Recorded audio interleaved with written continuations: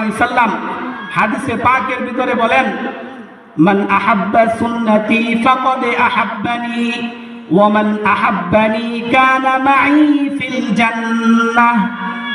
যে ব্যক্তি আমার সুন্নতের অনুসরণ করবে, আমি রাসূলকে মুহাব্বত করবে, কানা মাই ফিল জান্নাহ, সে ব্যক্তি আমি আল্লাহর রাসূলের সাথে জান্নাতে থাকবে। বলে সুবহানাল্লাহ। আমি আল্লাহর রাসূলের সাথে জান্নাতে থাকবে। আনাস রাদিয়াল্লাহু তাআলা আনহু তিনি বলেন, আল মারউ মা'a মান আহাব্বা, যে ব্যক্তির সাথে যার সাথে যার মুহাব্বত থাকবে তার সাথে তার হাসর নাসর হবে। এই হাদিসের ব্যাখ্যায় আনাস রাদিয়াল্লাহু তাআলা আনহু তিনি একটা হাদিস ঘটনা উল্লেখ করছেন। আল্লাহ রাসূল সাল্লাল্লাহু আলাইহি সাল্লামের কাছে এক ব্যক্তি আসলেন। যা রাজুলুন ইলা নবী সাল্লাল্লাহু আলাইহি ওয়াসাল্লাম, আল্লাহ রাসূলের কাছে এক ব্যক্তি আসলেন। আসার পর জিজ্ঞাসা করলেন, ইয়া রাসূলুল্লাহ মাতা সাআ, হে আল্লাহর রাসূল কিয়ামত কখন সংঘটিত হবে? আল্লাহ রাসূল বললেন না যে কিয়ামত কখন সংঘটিত হবে। আল্লাহ রাসূল শুধু বললেন, মা আ'দাত্তা লাহা, আই মা আ'দাত্তা লিস-সাআ, তুমি কিয়ামতের জন্য কি প্রস্তুত করে নিয়ে আসছো, কি প্রস্তুত করছো? ওই গ্রাম্য ব্যক্তি উত্তর দিল, আ'দাত্তু হুব্বাল্লাহি ওয়া রাসূলিহি, আমি কিয়ামতের জন্য, হাসরের জন্য আল্লাহ এবং তার রাসূলের ভালোবাসা অর্জন করছি, আল্লাহ এবং তার রাসূলের মুহাব্বত প্রস্তুত করেছি। আল্লাহ রাসূল তখন বললেন, ফা ইন্নাকা মা'a মান আহবাবতা, সুতরাং তুমি যাকে ভালোবাসবে তার সাথেই তুমি থাকবে। বলে সুবহানাল্লাহ। অর্থাৎ হাদিসের ব্যাখ্যায় বোঝা যায়, আমরা যদি আল্লাহ এবং তার রাসূলকে ভালোবাসি তাহলে আমরা আল্লাহ এবং তার রাসূলের সাথেই হাসরের ময়দানে থাকব। আল্লাহ এবং তার রাসূলের সাথেই আমরা হাসরের ময়দানে থাকব। সাহাবায়ে কেরাম আজমাইন আল্লাহ এবং তার রাসূলকে ভালোবাসতেন। আল্লাহ এবং তার রাসূলকে ভালোবাসতেন, কি পরিমাণ ভালোবাসতেন! হযরত আবু বকর সিদ্দিক রাদিয়াল্লাহু তাআলা আনহু, হযরত ওমর রাদিয়াল্লাহু তাআলা আনহু আল্লাহ রাসূলকে এই পরিমাণ ভালোবাসতেন। তাবুক যুদ্ধের সময় আল্লাহ রাসূল সাল্লাল্লাহু আলাইহি সাল্লাম তাদেরকে বললেন, তোমরা আল্লাহর রাস্তায় তোমরা দান করো, সদকা করো। আবু বকর সিদ্দিক রাদিয়াল্লাহু তাআলা আনহুকে বললেন, সমস্ত সাহাবায়ে কেরামদেরকে বললেন। হযরত ওমর রাদিয়াল্লাহু তাআলা আনহু বললেন যে আমার এই জিন্দেগিতে কোনোদিন আমি আবু বকর সিদ্দিক রাদিয়াল্লাহু তাআলা আনহু থেকে বেশি আল্লাহর রাস্তায় দান করতে পারি নাই, তার থেকে বেশি কোনোদিন আমি দান করতে পারি নাই।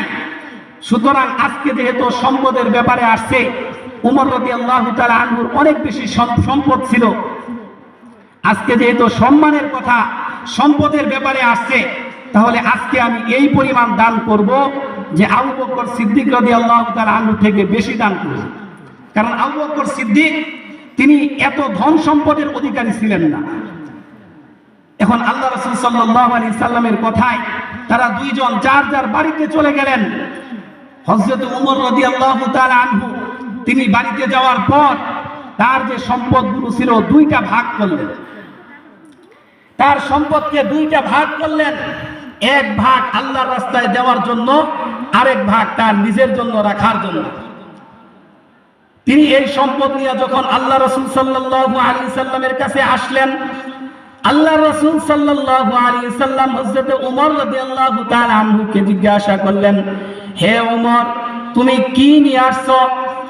হযরত ওমর রাদিয়াল্লাহু তাআলা আনহু বললেন, ইয়া রাসূলুল্লাহ, আমি আপনার জন্য আল্লাহর রাস্তায়, আল্লাহর দ্বীনের জন্য আমার সম্পদকে দুই ভাগ করে এক রাস্তায় আল্লাহর রাস্তার জন্য নিয়ে আসছি, আর এক ভাগ আমার বাড়ির জন্য রেখে আসছি।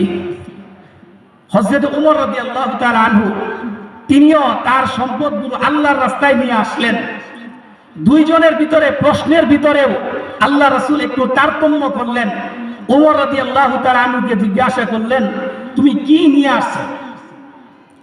আবু বকর সিদ্দিক রাদিয়াল্লাহু তাআলা আনহুকে জিজ্ঞাসা করলেন, হে আবু বকর তুমি তোমার ঘরে কি রেখে আসছো?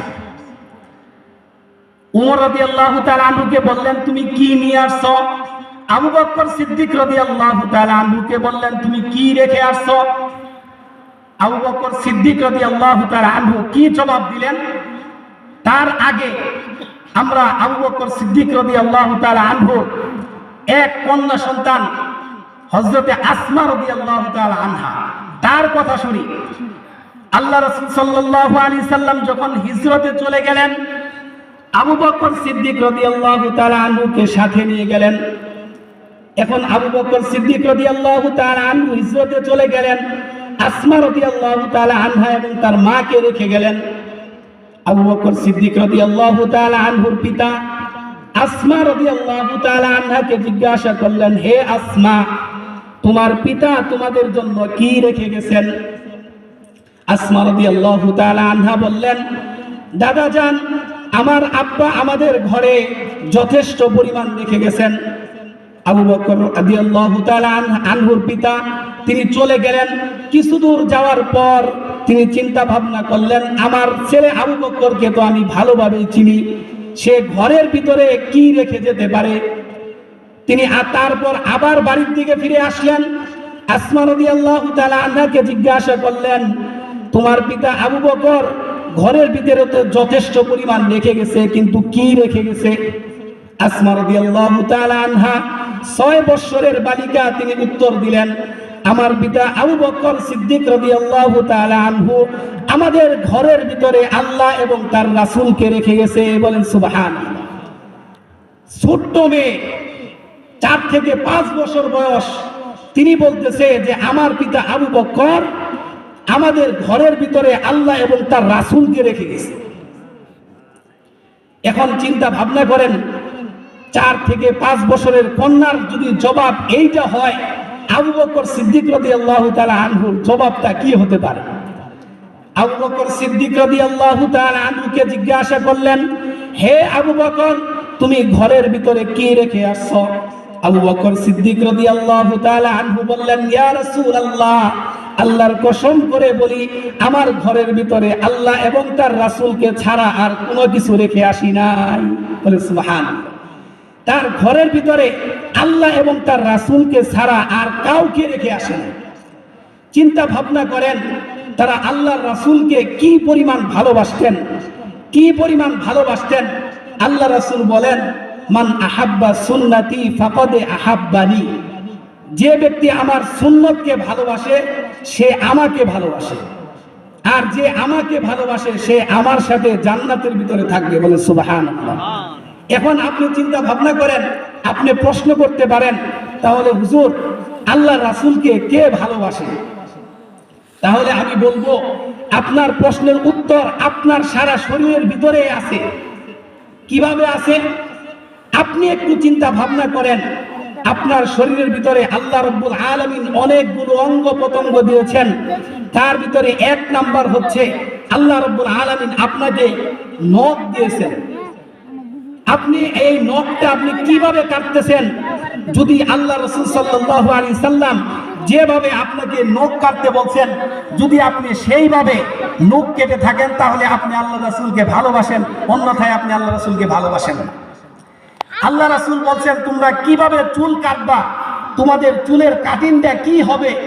এখন আল্লাহ রাসূলের কথা অনুযায়ী যদি আপনার চুলটা কাটা হয়, তাহলে আপনি আল্লাহ রাসূলকে ভালোবাসেন, অন্যথায় আপনি আল্লাহ রাসূলকে ভালোবাসেন না।